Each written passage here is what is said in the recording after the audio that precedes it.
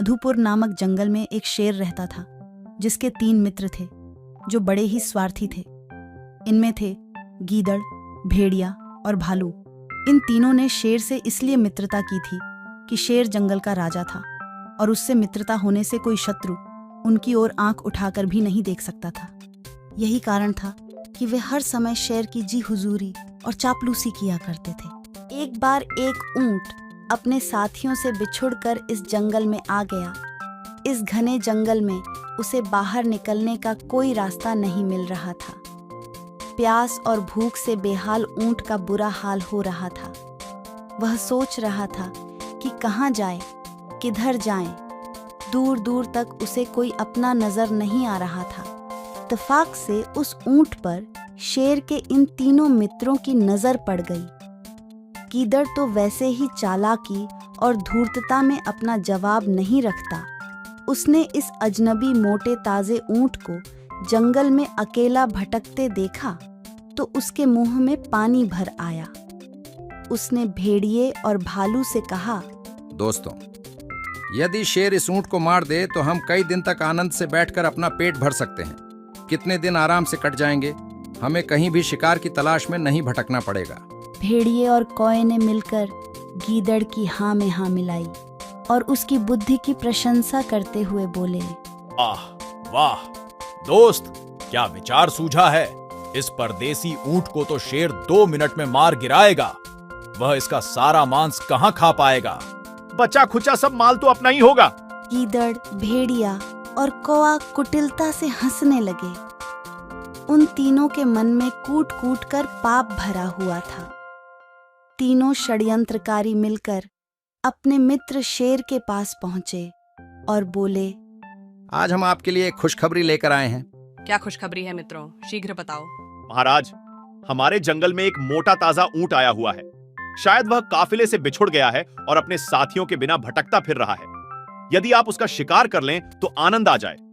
आह, क्या मांस है उसके शरीर पर। मांस से भरा पड़ा है उसका शरीर। देखा जाए तो अपने जंगल में मांस से भरे शरीर वाले जानवर हैं ही कहां। केवल हाथियों के शरीर ही मांस से भरे रहते हैं, मगर हाथी अकेले आते ही कहां हैं। जब भी आते हैं झुंड के झुंड। उन्हें मारना कोई सरल बात नहीं। ओ मूर्खों, क्या तुम यह नहीं जानते कि हम इस जंगल के राजा हैं। राजा का धर्म है न्याय करना, पाप और पुण्य के दोषों तथा गुणों का विचार करके पापी को सजा देना, पूरी प्रजा को सम्मान की दृष्टि से देखना। मैं भला अपने राज्य में जाए उस ऊंट की हत्या कैसे कर सकता हूं। शेर की बात सुनकर उन तीनों को बहुत दुहक हुआ।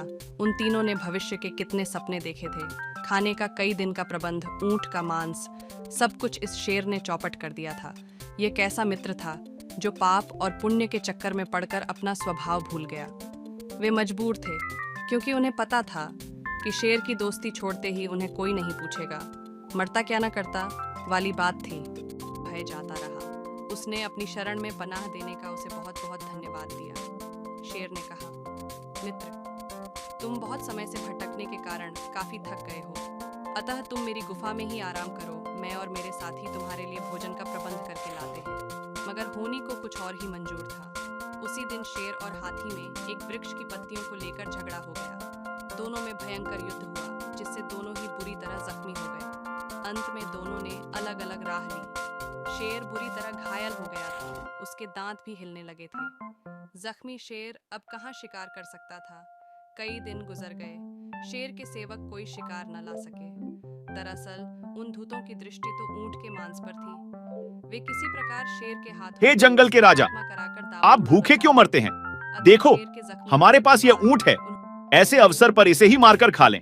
जब तक हम इससे पेट भरेंगे तब तक आप भी ठीक हो जाएंगे। यह तो तुम्हारी इच्छा है मित्र, किंतु पहले हम अपने आप को समर्पित करेंगे। यदि वे हमें स्वीकार न करें तब आप भी कोशिश कर लेना। आओ मेरे मित्रों, आओ।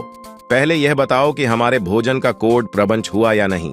गीदड़ की बात पूरी भी नहीं हो पाई थी कि भेड़िया अपने स्थान से उठकर आगे आया और बोला, भैया गीदड़, तुम्हारे शरीर पर भी इतना मांस कहाँ है जो महाराज का पेट भर जाए। वह चाहे तो मुझे पहले खाएं। हमारे लिए उन्होंने सदा शिकार किए हैं, आज पहली बार मुझे खा लें। क्यों, ऐसी कौन सी बात हो गई। मुझे बताओ मित्र, मैंने वनराज का नमक खाया है। मैं उन्हें बचाने के लिए हर कुर्बानी देने को तैयार हूं। यदि हम इतने भाग्यशाली हो कि अपने देवता तुल्य राजा के काम आ जाए तो हमारे बाद आपको हमारे स्वामी का पूरा ख्याल रखना होगा। मित्रों, आप लोगों से भला वनराज की भूख क्या मिटेगी? बेहतर हो कि मेरा भक्षण करें।